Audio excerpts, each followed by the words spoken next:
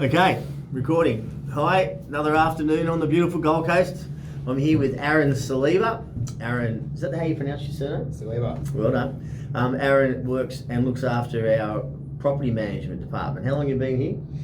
6 years next month. So you are the longest serving employee at McGrath on the Gold Coast. Yep. Okay, nice.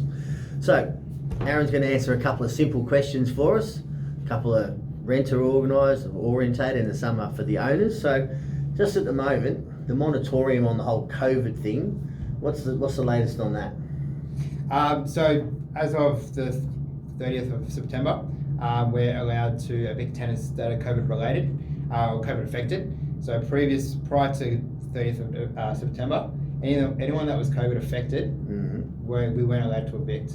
So as of now, anyone that's past 8 days in arrears, process as per normal. We can breach them and then go through that process and evict them. Okay, so if someone was previously behind and now they're up to date, it doesn't reflect on their. No, it will still be on their ledger because we can't adjust change the that. ledger, But obviously yep. you'll see the dates saying it's COVID.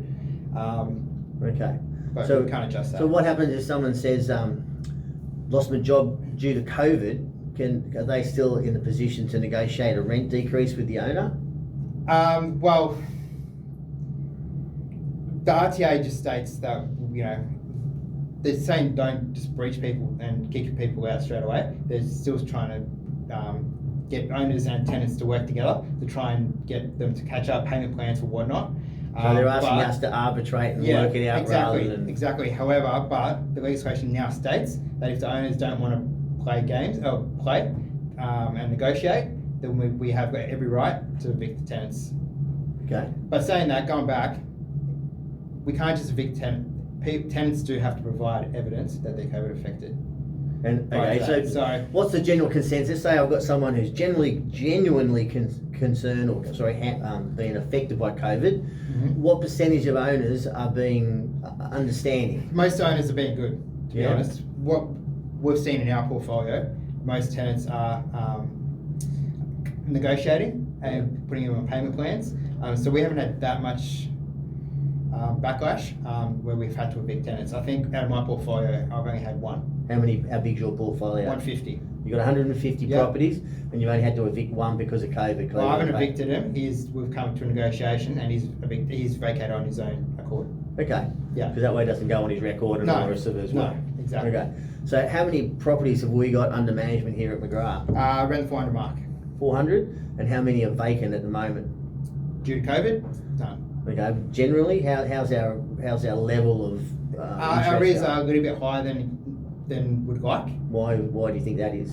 We've still got people that are on payment plans that are trying to pay back the arrears from when the start of COVID. Yep. That have lost their jobs. They're getting back to work now, and they're slowly paying $100 a week extra per week to catch up. Okay, so let's go back 12 months ago, and the average rent in Southport was $500 a day. Yeah. What would it be now? Has it gone up or down on last year? It's gone down a little bit.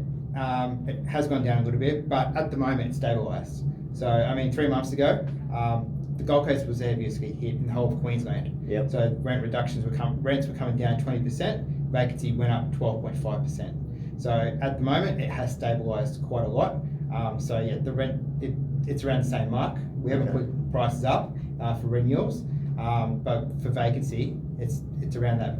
It's stabilised. So 12 months ago when you did an open home, I remember I was at one of your open homes and you had about 20 groups through. Mm-hmm. If you had a 3-bedroom house in Southport, how many groups would you expect? We're still seeing that. Still getting good numbers? Yeah, we're still seeing that.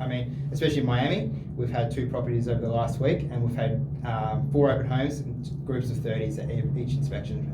Oh, really? Yeah. Okay. So we're still getting good numbers through our leasing. Okay, so and this is the thing that some people don't understand. Ultimately, it's the owner that makes the decision about who moves in their property, right? So we vet the people, we find the people who are best suited, and then we give those 2 or 3 people to the owner, and then they make the decision. Correct. Okay. Yeah. So we'll get an application in. We do all the reference checks, employment, rentals, personal references, and then we put a summary together and we email that to the owner and we give them a call and go through it together. Yep. And then they say yes or no. which basically means the owner can't turn around and say No. that we put a bad tenant in, because it's a decision made between We'll both be parties. transparent. We're always transparent, give as much information as we can to the owner, and they make the final decision. All right, there's plenty more to talk about, but that'll do. Thank you very much. Thanks, mate. Thank you. Wasn't that bad, was it? No, all good.